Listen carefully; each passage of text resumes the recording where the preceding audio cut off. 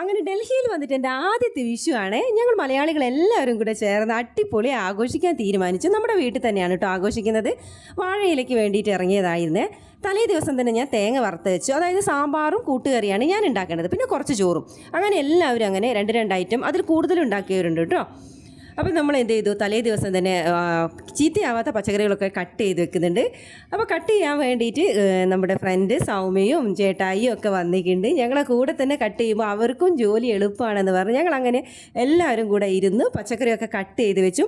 എന്നിട്ട് രാവിലെ പുലർച്ചെ ഒരു 4-4:30 തന്നെ എണീറ്റു. പിന്നെ ഇതൊക്കെ ഫ്രിഡ്ജിൽ നിന്ന് എടുത്ത് വെച്ചിട്ട് വേണം പിന്നെ ബാക്കിയുള്ളത് കട്ട് ചെയ്യുക. അതായത് വെണ്ട, ഉള്ളി ഇതൊന്നും നമുക്ക് കട്ട് ചെയ്ത് വെക്കാൻ പറ്റില്ല. അങ്ങനെ കൂട്ടുകറിക്കും സാമ്പാറിനും വേണ്ടുള്ള മുഴുവൻ കഷ്ണങ്ങളുമാണ് ഈ നിരത്തി വെച്ചിരിക്കുന്നത്. ഇത് റെസിപ്പി ആയിട്ട് എനിക്ക് ഇടാൻ പറ്റില്ല, കാരണം നമുക്ക് അത്രയും ബുദ്ധിമുട്ടുണ്ടായിരുന്നു. അതായത് പെട്ടെന്ന് ഉണ്ടാക്കുക വേണം. നമുക്ക് വീഡിയോ എടുക്കുന്നതിനൊപ്പരം കുക്കിംഗ് ചെയ്യുക എന്ന് പറയുന്നത് ഇത്തരം സാഹചര്യത്തിൽ കുറച്ച് ബുദ്ധിമുട്ടായിരുന്നു എനിക്ക്. എന്നാലും ഞാൻ പിന്നെ കുറച്ച് എടുത്തിട്ടുണ്ട്. ഞാൻ ആദ്യം സാമ്പാർ പിന്നെ കൂട്ടുകറി ഉണ്ടാക്കുന്ന വീഡിയോ എടുത്തിട്ടില്ല. അതിൻ്റെ കൂട്ടുകറിയൊക്കെ സെറ്റായതിന് ശേഷമാണ് ഞാൻ സാമ്പാർ ഉണ്ടാക്കാൻ നിന്നത്. അങ്ങനെ ഞാൻ എന്ത് ചെയ്ത് വെണ്ടയൊക്കെ വാട്ടിയതിന് ശേഷമാണ് ഞാൻ വെക്കുന്നത്. വെണ്ടയും ഉള്ളിയും വാട്ടി അത് മാറ്റി വെച്ചതിന് ശേഷം ബാക്കി കഷ്ണങ്ങളൊക്കെ ഇങ്ങനെ വാട്ടി അതിലേക്ക് മസാലയൊക്കെ ഇട്ട് അങ്ങനെ പുളിയൊക്കെ പിഴിഞ്ഞ് തിളപ്പിച്ച് പരിപ്പൊക്കെ വേവിച്ചിടുക. അങ്ങനെയൊക്കെയാണ് ഞാൻ വെക്കുന്ന രീതി. അപ്പോൾ അതിലും അടിപൊളിയായിട്ടാണ് നിങ്ങൾ വെക്കുന്നത്, ഓരോരുത്തർ വെക്കുന്നതെന്ന് അറിയാം. അപ്പോൾ ഞാൻ എൻ്റെ രീതി ഒന്ന് പറഞ്ഞു എന്നേ ഉള്ളൂ കേട്ടോ. അപ്പോൾ മറ്റുള്ള വീഡിയോ ഉണ്ട്, നമ്മുടെ സാമ്പാർ വീഡിയോ മാത്രമായിട്ടുള്ളതുണ്ട്.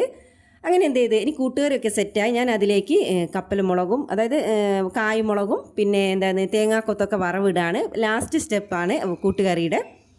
അപ്പോൾ ഓരോരോ ജില്ലക്കാരുടെയും കൂട്ടുകറിയിലും സാമ്പാറിലും പിന്നെ അവിയലിലും ഓരോന്നിലും ഒരുപാട് വ്യത്യാസമുണ്ട്.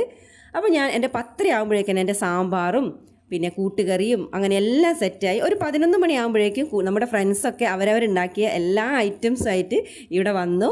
പിന്നെ എല്ലാവരും പിന്നെ ഒരു 12:45 ആകുമ്പോഴത്തേക്ക് എല്ലാവരും എത്തി.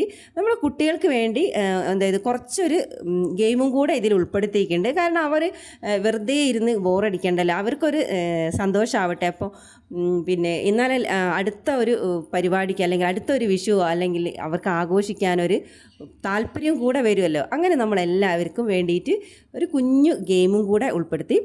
പിന്നെ വെയിലൊക്കെ ആയതുകൊണ്ട് അധികം നേരം നമുക്ക് ചെയ്യാൻ പറ്റിയില്ല. അങ്ങനെ നമ്മൾ പിന്നെ എന്ത് ചെയ്തു, അടുത്തത് സദ്യ കഴിക്കലാണ്. അങ്ങനെ എല്ലാവരും ഒരുമിച്ചിരുന്ന്, അപ്പോൾ നമുക്ക് എന്താ പറയുക സ്ഥലപരിമിതിയുണ്ട്. അങ്ങനെ എന്തായാലും ഉള്ള സ്ഥലങ്ങൾ വെച്ചിട്ടും ഉള്ള സൗകര്യങ്ങൾ വെച്ചിട്ടും നമ്മുടെ വിഷു ഞങ്ങൾ അടിപൊളിയായിട്ട് ആഘോഷിച്ചു.